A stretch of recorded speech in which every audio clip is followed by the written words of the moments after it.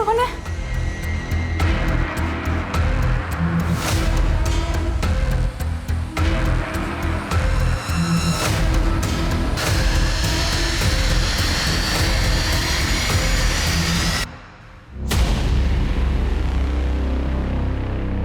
बहुत डर लगता है आपको? नहीं। तो प्रॉब्लम क्या है? डिप्रेशन। मर जाने को दिल करता। लाइफ की ये टेंशन मुझे बर्दाश्त नहीं हो रही है। आपके अंदर काफी कुछ दबा हुआ है जो आपको बाहर लाना होगा। मैं आपकी मदद करूंगा, जज भी नहीं करूंगा आपको। अरे बाबा, झगड़ा नहीं करूंगा। अच्छा तुम बैठो। अब बताओ क्या प्रॉब्लम है? दोपहर में मैं जब घर ठीक कर रही थी तो मुझे ऐसा लगा कि यहाँ कोई है। इस घर में आने जाने के दो रास्ते हैं, एक बाहर की तरफ खुलता है और एक गार्डन की तरफ। और जैसा तुमने बताया कि दोनों दरवाजे बंद थे, इस शहर में नहीं, इस घर में भी तुम अकेली, सिर्फ तुम्हारा वहम होगा। एक काम करते हैं, तुम्हें चेयर अप करने के लिए एक पार्टी करते हैं।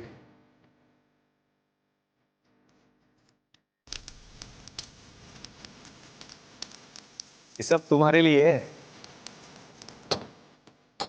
इस हसीन पल को बहुत सुंदर और बनाने के लिए, आज की रात को अपनी लाइफ में संजो के रखने के लिए एक सेल्फी तो बनती है।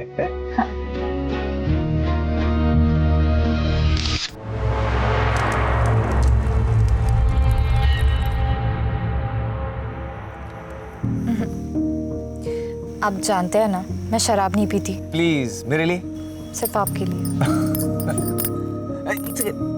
चीयर्स। चीयर्स।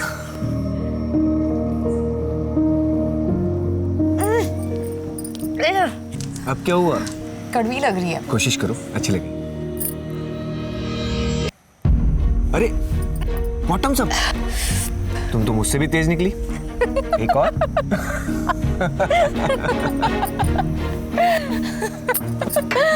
आप मुझे दो दो क्यों दिखाई दे रहे?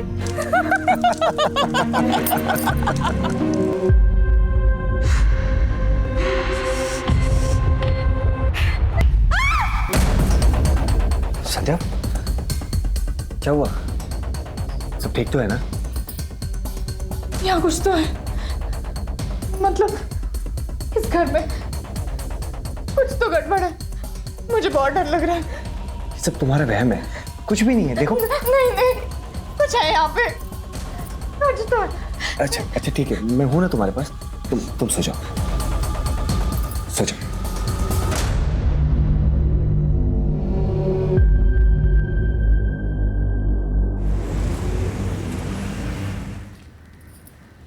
माँ, मुझे बहुत डर लग रहा है। पता नहीं ऐसा क्यों लगता है कि कोई संकट आने वाला है। कभी कभी किसी घर में वास्तु दोष होता है। किसी पंडित को बुलवाकर वास्तु शांति की पूजा पाठ करवा लो, सब ठीक हो जाएगा। पर इनका ऐसी बातों पर विश्वास ही नहीं है। अरे पति लोगों की बातों को इतनी गंभीरता से नहीं लेते, बस उनकी हाँ में हाँ मिलाती रहो और करो वही जो तुम करना चाहती हो। कभी रूठ कर कभी प्यार से पति को अपने जैसा बनाओ, सुखी रहोगी। और सुनो, तुम्हारे चाचा जी भी तो वहीं रहते हैं ना, मैं उनको ना फोन कर देती हूँ, वो किसी ना किसी पंडित को जानते होंगे। ठीक है माँ, रखती हूँ। मुझे ऐसा लगता है इस घर में वास्तु दोष है। हम पंडित जी को बुलाकर वास्तु दोष हटाने के लिए पूजा पाठ करते हैं ना, फिर सब ठीक हो जाएगा। देखो संध्या, ये ग्रह नक्षत्र वास्तु ये सब बेकार की बात है। शादी के बाद 3 साल तक मुझे मायके रहना पड़ा। मैंने कभी कुछ नहीं कहा। यहाँ आने के बाद भी मैंने आपसे कुछ नहीं मांगा।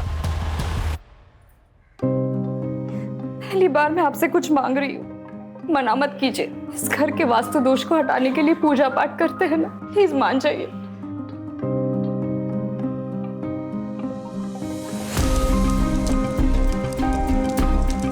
ओम भू स्वाहा तत्सवितुर्वरेण्यं भर्गो सर्वार्थ साधिके शरण।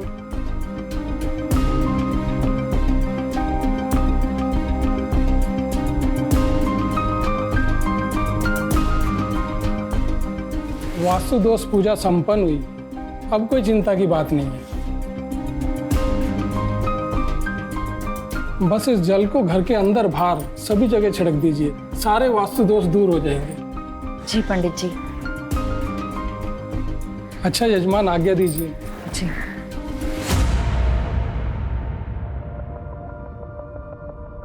सुनिए, ये आपका टिफिन। संध्या, लेट हो रहा ऑलरेडी।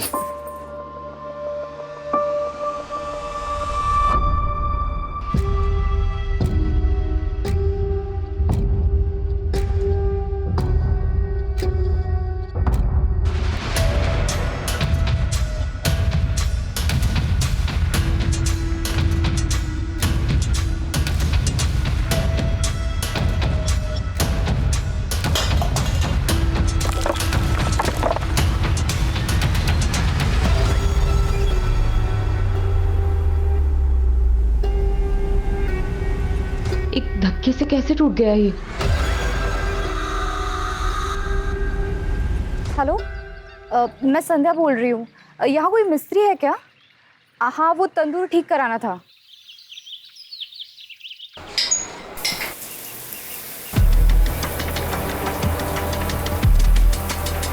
तुलिका, टॉवल देना।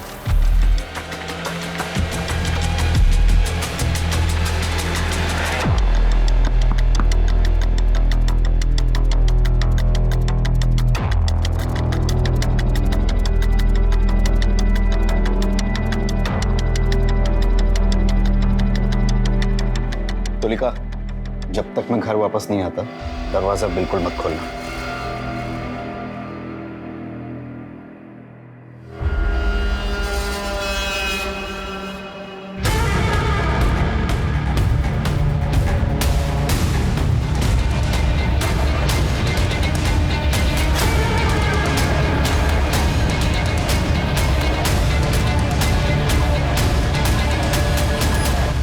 तुलिका, आपकी मैरिड लाइफ कैसी चल रही है? I mean love life. Married life और लव लाइफ बहुत अलग अलग होते हैं सर। मेरी शादी एक पैसे वाले अधेड़ उम्र के आदमी से हुई थी।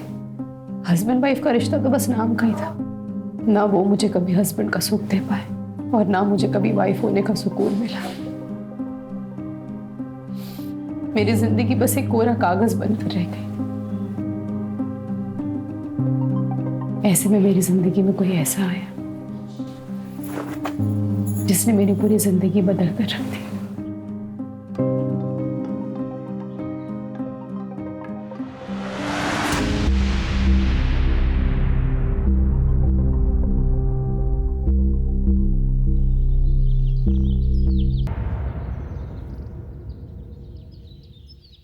ऐसे क्या देख रहे हो?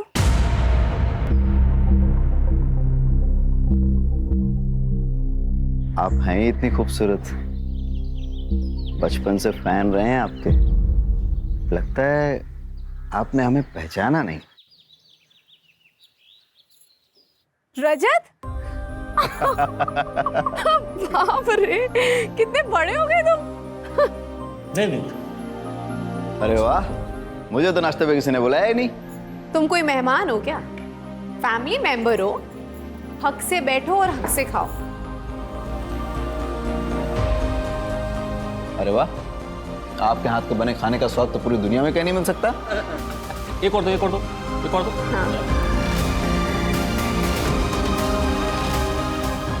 मुझे प्यार की जरूरत थी। मैं प्यार को एक्सपीरियंस करना चाहती थी, पर पता नहीं था मुझे कि वो प्यार मुझे एक ऐसे रिश्ते से मिलेगा जिसे पाप समझा जाता है। मैडम, इसकी तो बहुत ज्यादा हालत खराब हो चुकी है। अगर इसको रिपेयरिंग करूंगा ना तो धड़धड़ा के गिर जाएगा। इससे बढ़िया अगर नया बना के दे दूं आपको। भैया, आपको जो करना है जल्दी कीजिए, शाम तक तैयार हो जाना चाहिए। हो जाएगा मैम, शाम तक।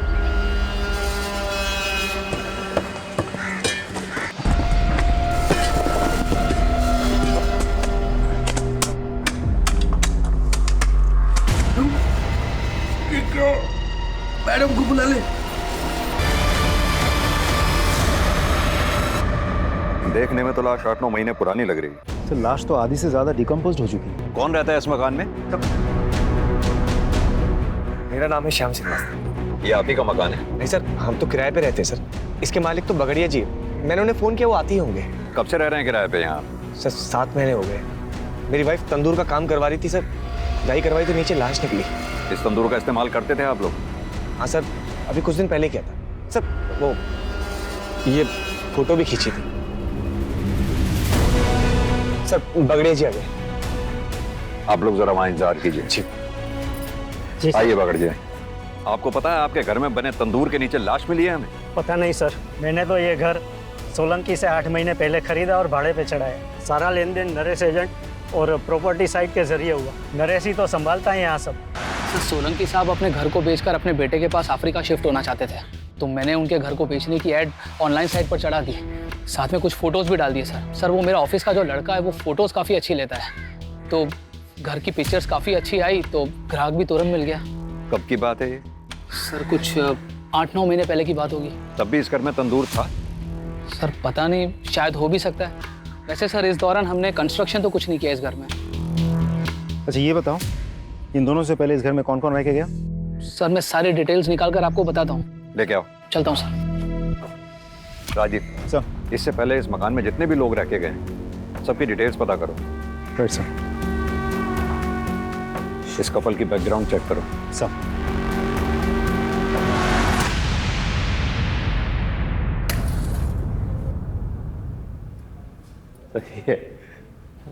अरे वाह, शादी के 3 साल होने के बाद भी इतना प्यार कैसे कर लेते हैं? अरे भाई, करना ही पड़ता है। पत्नी से प्यार नहीं करेंगे तो घर गृहस्थी का पंचनामा बनवाना है क्या? और इनसे प्यार करने के अलावा हमारे पास कोई और रास्ता है क्या? अरे भाई जरा संभल के। आपको पता है ना, आप हमारी मासी के बारे में बात कर रहे हैं। चांद निकल आया। हाँ चलो, चांद निकल आया। आओ।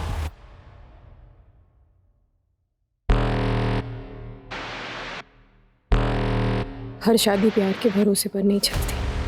कुछ शादियां मजबूरी की वजह से चलती रहती हैं। अगर आपकी शादी में सब कुछ ठीक ठाक था तो ऐसी कौन सी मजबूरी थी जो आपको परेशान कर रही थी? मजबूरी नहीं सर, ज़रूरत, मेरे पति का पहला और आखिरी प्यार उनका बिजनेस और पैसा ही है। मेरी ज़रूरतों का तो उन्होंने कभी ख्याल ही नहीं रखा। अपनी इच्छाओं को दबाने के लिए रोज रात को ठंडे पानी से नहाना पड़ता था सर। और ऐसे ही एक रात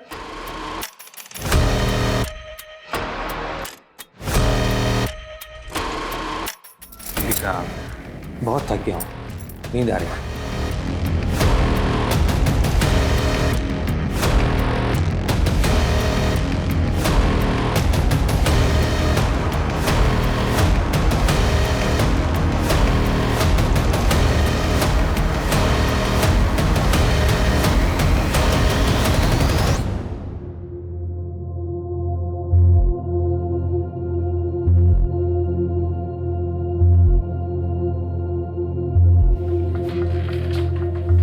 सुनिए,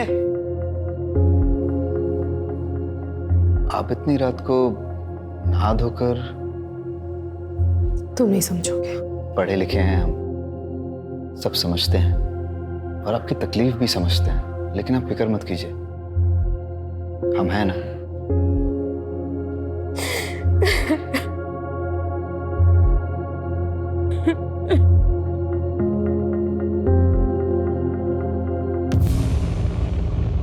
सर, पोस्टमार्टम और फॉरेंसिक रिपोर्ट आ गई है। आपका शक सही था, लाश लड़की की ही है। मौत करीब 7 से 8 महीने पहले हुई है। उस दौरान किसी लड़की की मिसिंग कंप्लेंट आई थी क्या? एक औरत ने मिसिंग कंप्लेंट लिखवाई थी सर, लेकिन सर वो औरत कुछ दिनों के बाद वापस आई और मिसिंग कंप्लेंट वापस ले लिया। मिसिंग कंप्लेंट की किसने दी? सर उसका नाम तबस्सुम जहां है। और मिसिंग कौन हुआ था? सर तबस्सुम जहां की भांजी, उसका नाम गजरा है। ये तबस्सुम का पता निकालो और उसे पूछताछ करो। लेकिन सर जो तबस्सुम जहां का एड्रेस है वो रेड लाइट एरिया का है सर। साहब, उस घर में ना कुछ बाराती रुके हुए थे, नाच गाने की फरमाइश थी, तो मैंने अपनी एक लड़की गजरा को वहाँ भेज दिया, पर वो वापस आई ही नहीं। तो फिर मैंने पुलिस थाने जाकर रिपोर्ट लिखवा दी। फिर वो दूसरे दिन ही वापस आ गई, पूरा बाटली मार के बेवड़ी पड़ी थी। फिर जैसे ही उसको होश आया तो वो घर पे आ गई। फिर मैंने भी थाने जाके रिपोर्ट वापस ले ली। गजरा है कहाँ, बुलाइए। उसे टीबी हो गया था ना साहब, तो नाच गाना छोड़ के वो अपने गाँव चली गई। उसका फ़ोन नंबर दीजिए। नंबर था साहब, लेकिन मोबाइल मैंने दिया था ना उसको, तो जाते समय वो मोबाइल दे के गई। ठीक है, तो पुराना वाला नंबर दे दीजिए। सब वो तो मैंने बेच दिया मोबाइल। घर का पता तो होगा, वो दे दीजिए। मेरे पास नहीं है साहब। राजीव, दाल में कुछ काला है, गजरा को ढूंढो पहले तो। और हाँ, इस तबस्सुम की भी डिटेल्स निकलवाओ।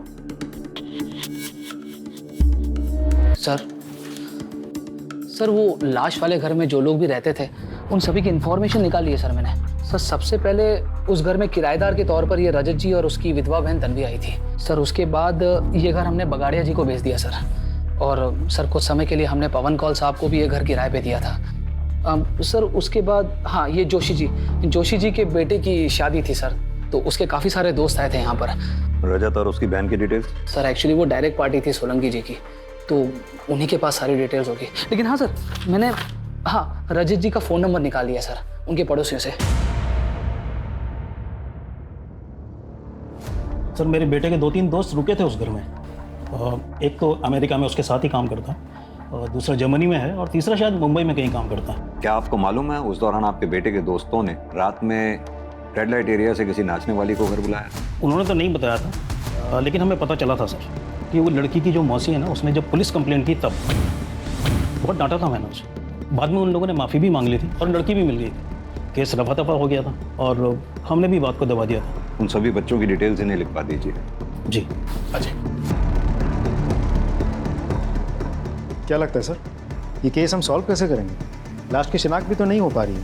वही तो राजदीप, केस उलझता ही जा रहा है। ना तो हमारे हाथ में कोई ठोस सबूत है, ना ही कोई ठोस सुराग। एक काम करो, ये पवन कौल को पूछताछ के लिए बुलाओ। इनफैक्ट पवन कौल ही क्यों, इस घर से जुड़े सभी लोगों से अच्छे से पूछताछ करो।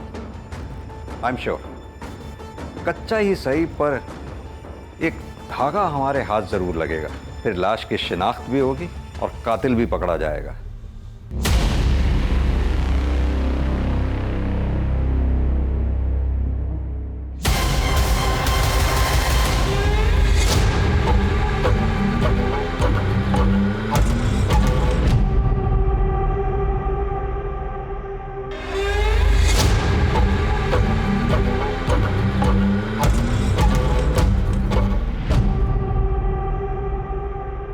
पर सर हमारा एक और फ्रेंड था समीर, काफी टाइम से उससे कोई कांटेक्ट नहीं हुआ है। वो शायद मुंबई में रहता है सर। कौन से कॉलेज में पढ़े हो आप लोग? Sir city college sir. City college से समीर का एड्रेस लो और समीर की सारी डिटेल्स निकालो। Right sir. फंक्शन के दौरान जिस घर में तुम्हारे दोस्त रुके थे, उस घर में बने तंदूर के बारे में कुछ जानते हो? नहीं सर, हम तो ऑल द टाइम हॉल में ही थे, वहां जाने की कोई नीड ही नहीं पड़ी सर हमें। जरूरत पड़ी तो फिर बात करेंगे तुम्हारे साथ। सर, शाम के बारे में सारी इन्फॉर्मेशन निकाल ली। 3 साल पहले शाम की शादी संध्या से हो तो गई थी, लेकिन इंटरेस्टिंग बात यह है कि साथ ही उसके ऑफिस कोलीग प्रीति के साथ उसका अफेयर भी चल रहा था। सर एक बात और, प्रीति ने भी 7 महीने पहले ही अपने ऑफिस से रेजिग्नेशन दिया था और उसके बाद से अब तक ना किसी ने प्रीति को देखा है और ना ही प्रीति के साथ किसी की बातचीत हुई है। राजीव, ये प्रीति की डिटेल्स निकालो। अब समझ में आया श्याम शादी के बाद 3 सालों तक अपनी वाइफ को मायके से वापस क्यों नहीं लेके आया। इस श्याम को भी लेके आओ। सर, ये बात सच है कि सर प्रीति से मेरा अफेयर चल रहा था, लेकिन बड़े ही रिस्पेक्ट और रिगार्ड के साथ हम दोनों अलग हो गए। अब प्रीति कहाँ है? सर मुझे नहीं पता सर। सर उसका फोन भी बंद आ रहा है सर। उसने अपना सोशल मीडिया से अकाउंट भी डिलीट कर दिया। सर तेरे घर में तंदूर के नीचे जो लाश मिली है वो कहीं प्रीति की तो नहीं है? सर नहीं, ऐसा नहीं हो सकता सर। मैं प्रीति से बहुत प्यार करता हूँ सर, मैं उसे क्यों मारूंगा? ऐसा भी तो हो सकता है कि प्रीति को तेरी शादी के बारे में पता चल गया था और तुझे इस बात का डर था सबके सामने हुआ कि पोल ना खोल दे, इसकी वजह से तूने उसको मार दिया ना? सर मैं सच कह रहा हूँ सर। सर मैंने कुछ नहीं किया सर। सर, इसके फोन से प्रीति की फोटोग्राफ्स लो, उसका नंबर लो और उसे कांटेक्ट करो।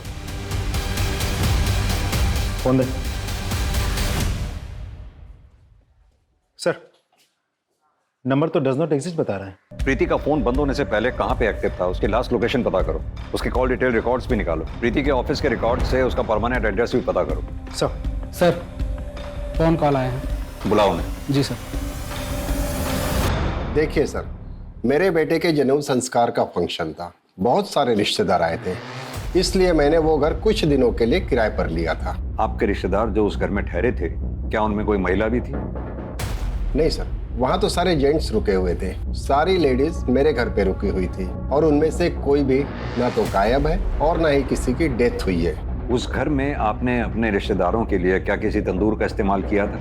सर सारा खाना तो मेरे घर पे बन रहा था और ये एक धार्मिक कार्यक्रम था, इसलिए भोग तो अपने घर की रसोई में ही बनता है ना, फिर मैं वहाँ तंदूर क्यों लगवाऊंगा। ठीक है मिस्टर कॉल, अभी आप जा सकते हैं, जरूरत पड़ी तो फिर बुलाएंगे आपको। Thank you sir. अब सिर्फ रजत ही बचा है। राजीव, भोपाल जाके रजत से अच्छे से पूछताछ करो। सर। शुक्ला, प्रीति के पेरेंट्स का पता लगाओ और प्रीति के बारे में पूछताछ करो। Right sir. धीरे धीरे मेरे और रजत के बीच की नजदीकियां बढ़ने लगी।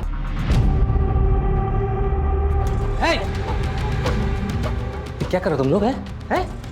मेरे घर में तू साला उन्होंने मुझे बहुत मारा पीटा, बहुत। प्रीति ने तो हम सबसे ही रिश्ता तोड़ दिया है। हम नहीं चाहते थे कि वो अकेले इंदौर जाए और वहां जाकर नौकरी करे, पर उसके तो शुरू से ही बड़े बड़े सपने थे। बस उन्हीं को पूरा करने के लिए घर छोड़कर चली गई। जब से गई है ना कोई कॉल ना कोई मैसेज। देखिए, हमें एक लाश मिली, बॉडी की शिनाख्त के लिए हमें आप दोनों लोगों के डीएनए सैंपल की जरूरत है।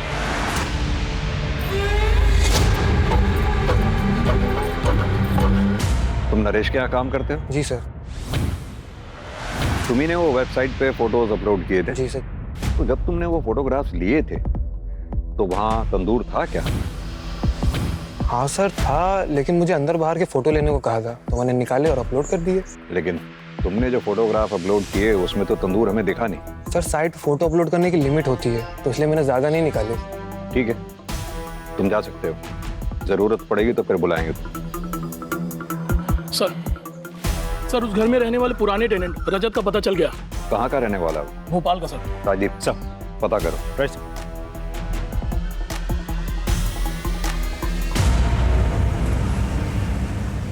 हाँ सर, हम वहीं पे रहते थे अपनी बहन के साथ। आपका नाम? तन्वी। और वहाँ का तंदूर भी कभी कभी इस्तेमाल करते थे। लेकिन आप ये सब क्यों पूछ रहे हैं? क्योंकि आपके पुराने घर के तंदूर के नीचे से हमें ये लाश मिली है। क्या सर? लेकिन हम जब रहते थे तब ये तंदूर का शेप ऐसा नहीं था। क्या ये वही तंदूर नहीं है? Are you sure? 100% सर।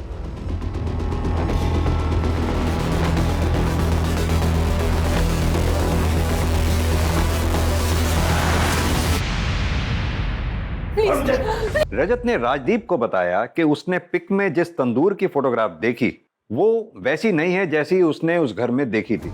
यानी कि ये जो कुछ भी घटना घटी है वो रजत के मकान छोड़ने के बाद घटी है। उस एरिया के आसपास जितनी भी बिल्डिंग मटेरियल शॉप्स हैं वहां पता करो कि पिछले 7-8 महीनों में ये हमारी सस्पेक्ट्स लिस्ट में से क्या कोई ऐसा है जिसने तंदूर बनाने जैसा सामान, सरिया, चूना, सीमेंट इत्यादि, और सबसे इंपॉर्टेंट जीटी ब्रांड की ईंटें जो हमें मौकाए वारदात से मिली थी, खरीदी हैं। हर एरिया में एक वॉचमैन होता है। वॉचमैन को पता होता है उस एरिया की एक्टिविटीज के बारे में। इस एरिया के वॉचमैन से बात करो, देखते हैं क्या बताता है।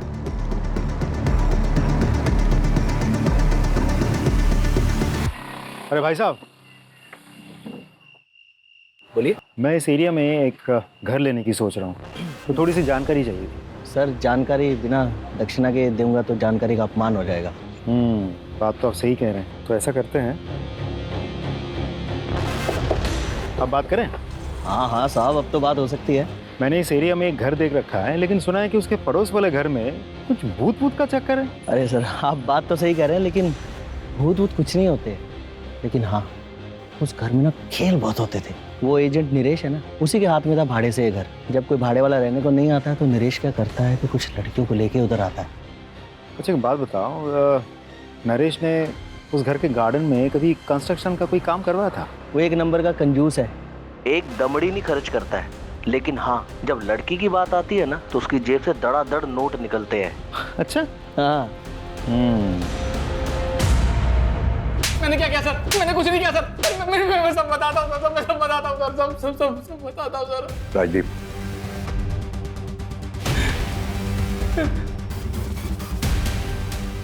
बता। सर मैं मानता हूँ कि मैं रंगीन मिजाज का इंसान हूँ, अय्याशबाज हूँ। उस घर में मैं लड़की लेकर आता था पैसे देकर एंजॉय करने के लिए, लेकिन सर मैंने किसी का मर्डर नहीं किया सर। मैंने सच्ची में किसी का मर्डर नहीं किया सर। ये भी तो हो सकता है तूने किसी को अय्याशी के लिए बुलाया हो, किसी बात पे अनबन हो गई हो, तुझे गुस्सा आया, तूने उसे मार दिया, गाड़ दिया वहां पर, और अब हमारे सामने शराफत का नाटक कर रहा है। नहीं सर। राजदीप सर, इसकी सारी हिस्ट्री और ज्योग्राफी निकालो। सर मेरा यकीन मानिए सर, मैंने कुछ नहीं किया, मैंने कुछ नहीं किया सर। मैं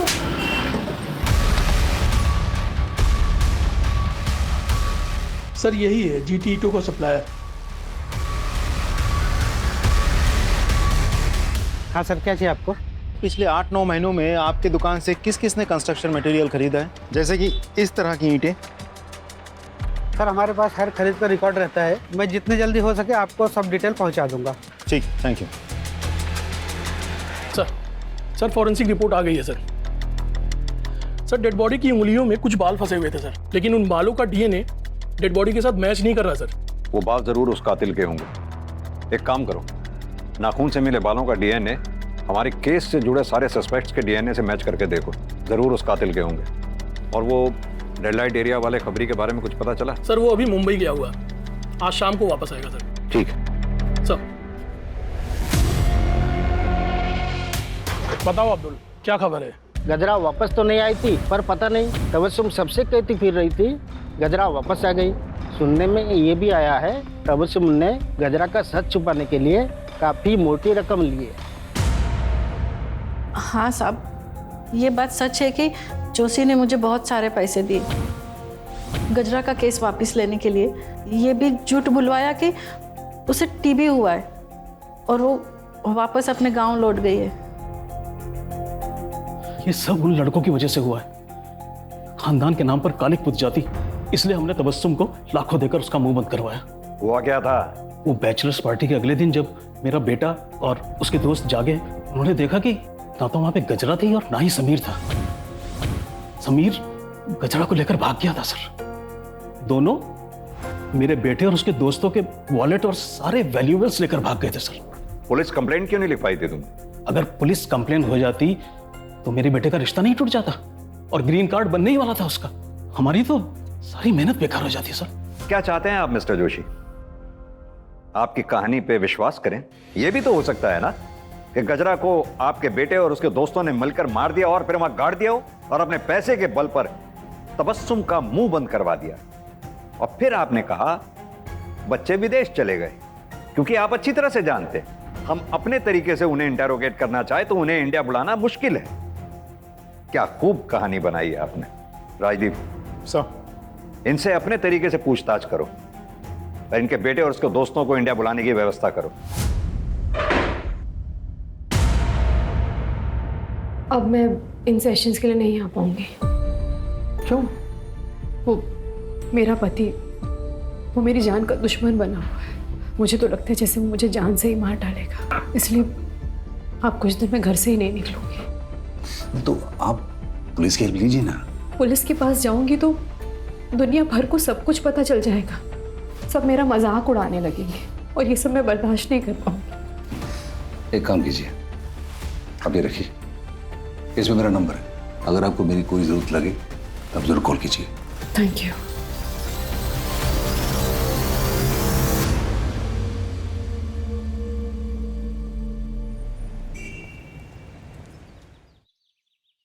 सर, समीर के आधार कार्ड नंबर से हमने मोबाइल ऑपरेटर से पूछताछ की है।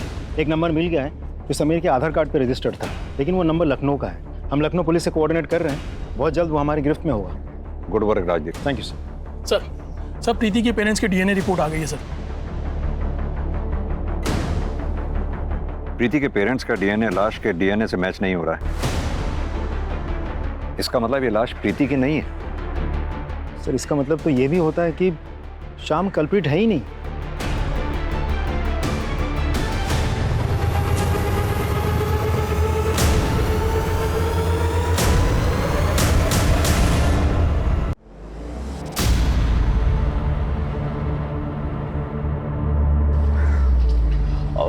सर, मैं हूं समीर। आप लोग मुझे ही ढूंढ रहे थे और ये है गजरा। गजरा, उस रात तुम्हारे साथ क्या हुआ था? सर, उस रात तुमने मुझे आज बचा लिया है, पर जिंदगी भर तो नहीं बचा पाओगे ना। आज तुम्हें बचाया है, ऐसे हर बार बचाऊंगा। मैंने सभी से रिश्ते नाते तोड़ दिए और हमने एक नई जिंदगी की शुरुआत की। हम ये कैसे मान लें कि यही गजरा है?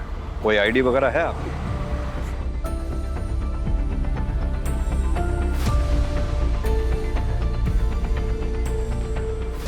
पता है समीर, रोजाना हम अपराधियों से घटिया लोगों से, जुर्म करने वालों से मिलते हैं, लेकिन तुम जैसे लोगों की वजह से ही इंसानियत जिंदा है। Proud of you.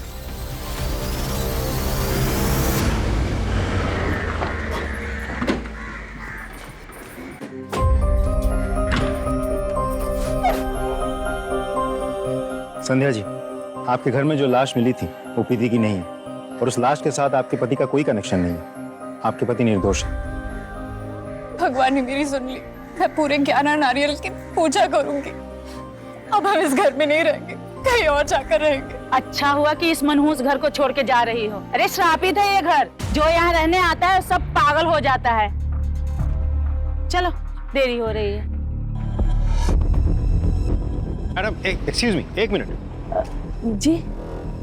आपने वहाँ ऐसा क्यों कहा कि इस घर में जो भी रहता है पगला जाता है? वो रजत था ना, पुराना टेनेंट, उसकी बहन तन्वी, उसका भी यही हाल हुआ था। एक दिन मार्केट में मैंने बड़बड़ाते देखा था उसको।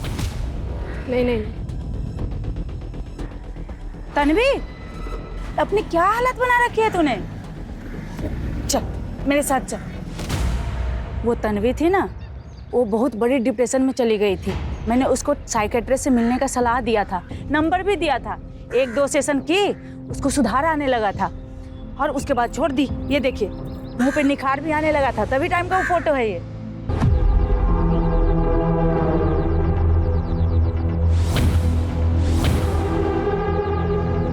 सर, मैं भोपाल में जिस तन्वी से मिला था और यहाँ जो तन्वी रहती है, दोनों में बहुत फर्क है सर। मैं आपको पिक दिखाता हूँ। ये देखिए सर, ये है असली तन्वी।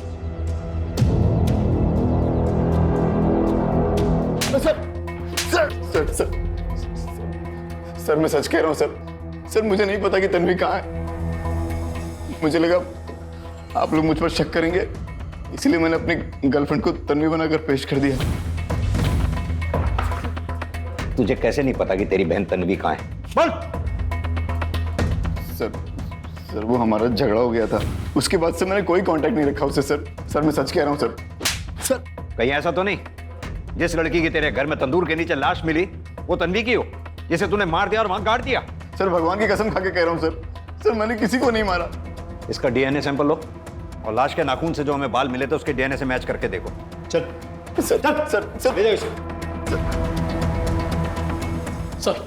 सर साइकेट्रिस्ट विनीत आए जो तन्वी का इलाज कर रहे थे।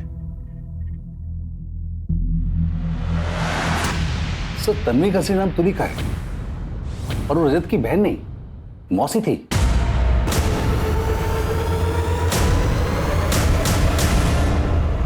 सर तुलिका को ये डर लग रहा था कि उसका हस्बैंड कहीं उसको मार न डाले, और हमारे लास्ट सेशन में तो वो ये भी कह रही थी कि वो कई दिनों तक घर से बाहर निकलेगी नहीं। मेरा पति वो मेरी जान का दुश्मन बना हुआ है, इसलिए आप कुछ दिन में घर से ही नहीं निकलूंगी। एक्चुअली डर के मारे उसकी हालत काफी खराब हो रही थी। ठीक है डॉक्टर साहब, आप जा सकते हैं। Thank you. सर मैं बताता हूँ सर मैं बताता हूँ सर। बता। सर तुलिका मुझे बहुत अच्छी लगती थी सर, फिर हमारा अफेयर शुरू हुआ और फिर हम दोनों घर छोड़कर भाग गए सर। लेकिन सच कह रहा हूँ सर मैंने किसी को नहीं मारा सर, मैंने तुलिका किसी को नहीं मारा। तुलिका तेरी मासी है या कुछ और? इसकी असलियत तो तेरी माँ ही हमें बताएगी।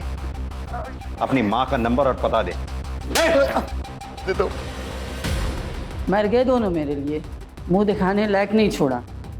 देखिए हम आपकी परेशानी समझ सकते हैं, लेकिन आपके बेटे रजत और तुलिका ने आपके साथ जो किया वो गलत था। लेकिन हमें शक है कि हमने जिस लाश को बरामद किया है वो आपकी बहन तुलिका की ही है, और वो तभी साबित होगा जब उस लाश का डीएनए आपके साथ मैच होगा। दरअसल तुम तुलिका से नफरत करते थे, इसलिए तुमने तुलिका को मार डाला। नहीं सर, मैं तुलिका को मारना तो चाहता था, वो मेरे हाथों मरने से बच गई। शुक्ला, इनका डीएनए सैंपल लो, लाश के नाखून पे जो बाल मिले थे उनके डीएनए से मैच करके देखो।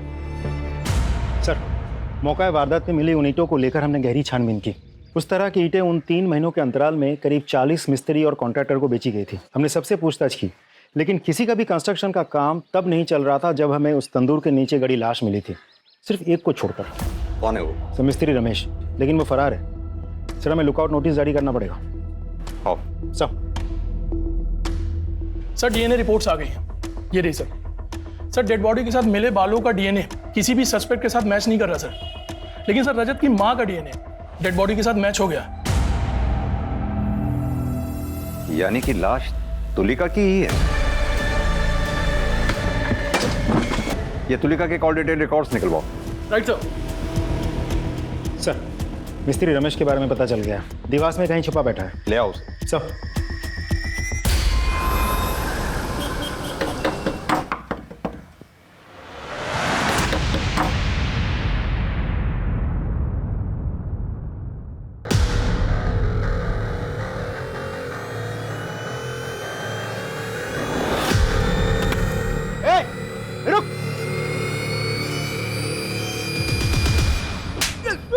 नहीं मारा है साहब। किसी को नहीं मारा है, तो फिर देवास में क्यों छुप के बैठा था?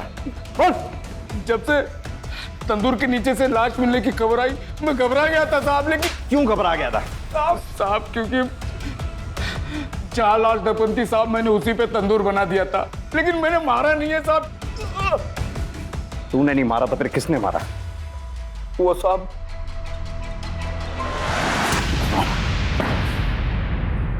मैंने कोई मर्डर नहीं किया है। 3 बातें तुम्हारे खिलाफ इशारा कर रही। पहला, हमारे पास तुम्हारे मोबाइल लोकेशन रिपोर्ट जो साबित करती है इस बात को कि तुलिका के मर्डर के समय तुम वहीं थे।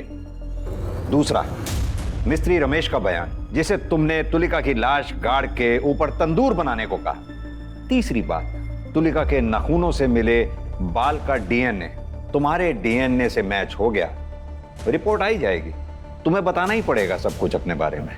तो अब तुम खुद बताओगे या हम अपने तरीके से पता करें डॉक्टर विनीत? बता दो। तुलिका ने मुझे कॉल किया था, मैं उसके घर गया था। ये सब मेरे साथ क्या हो गया?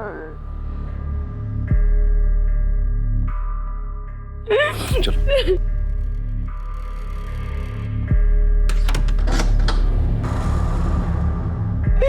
सबने मुझे धोखा दिया, सब मुझे छोड़कर चले। मैं बिल्कुल अकेली हो गई हूँ। तुम ऐसा क्यों कह रही हो कि तुम अकेली रह गई? मैं हूं ना तुम्हारे साथ, तुम्हारा ख्याल रखूंगा, तुम्हारा ध्यान रखूंगा, तुम्हारे साथ रहूंगा। तुम चिंता मत करो। कि कैसी बातें कर रहे हैं आप डॉक्टर हैं मेरे। तुलिका, मैं तुम्हारा डॉक्टर हूं, तुम्हारे सारे राज जानता हूं।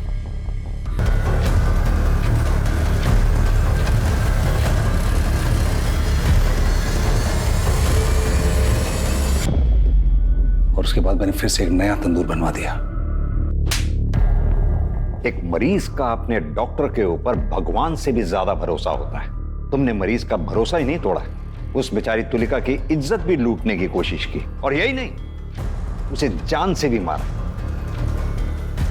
पूरी कोशिश करूंगा कि कम से कम तुम्हें फांसी की सजा जरूर मिले।